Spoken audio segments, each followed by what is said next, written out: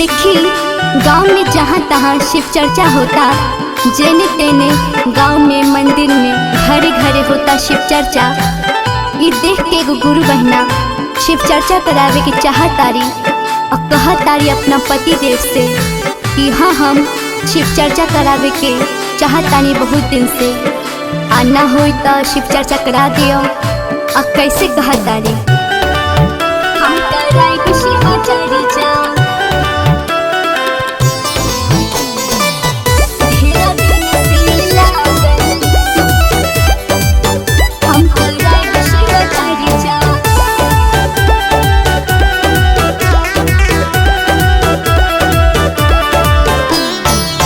ढेरा दिन से लागल मन में ललसा, हम कराइब शिव चर्चा, हम कराइब शिव चर्चा। ढेरा दिन से लागल मन में ललसा, हम कराइब शिव चर्चा।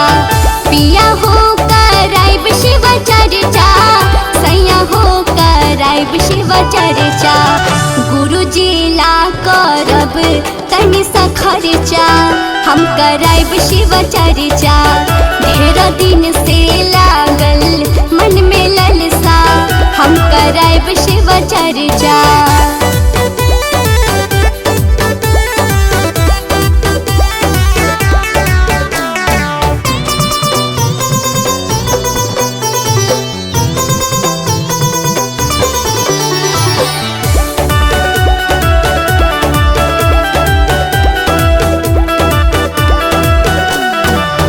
जाई बाजारे रउआ कंगन ले आई जी, अम्मा जी के भेज के पियर फूल मांगवाई जी, फूल मांगवाई जी। जाई बाजारे रउआ कंगन ले आई जी, अम्मा जी के भेज के पियर फूल मांगवाई जी।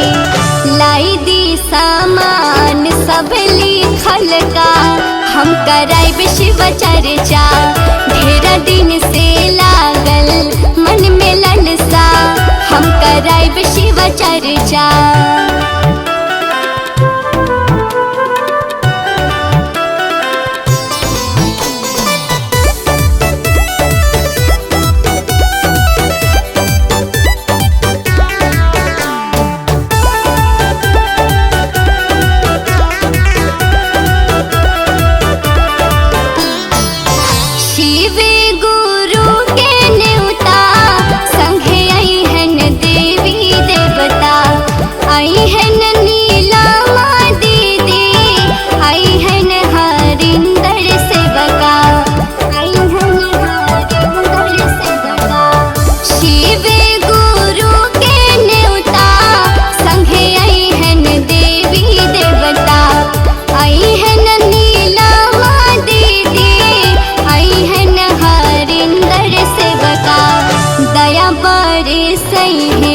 सबके ऊपरा हम कराइब शिव चर्चा। ढेरा दिन से लागल मन में ललसा, हम कराइब शिव चर्चा।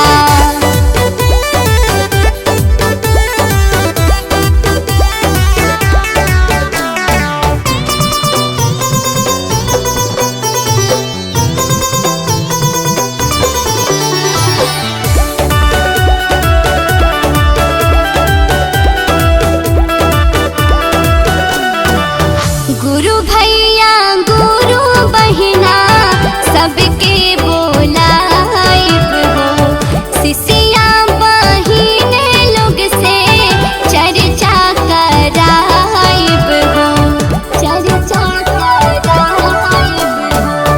गुरु भैया गुरु बहिना सबके बोलाइब हो, शिष्या बहिन लोग से चर्चा कराइब हो। भजन गई है सोनम होई जलसा, हम कराइब शिव चर्चा। ढेरा दिन से लागल मन में ललसा, हम कराइब शिव चर्चा। ढेरा दिन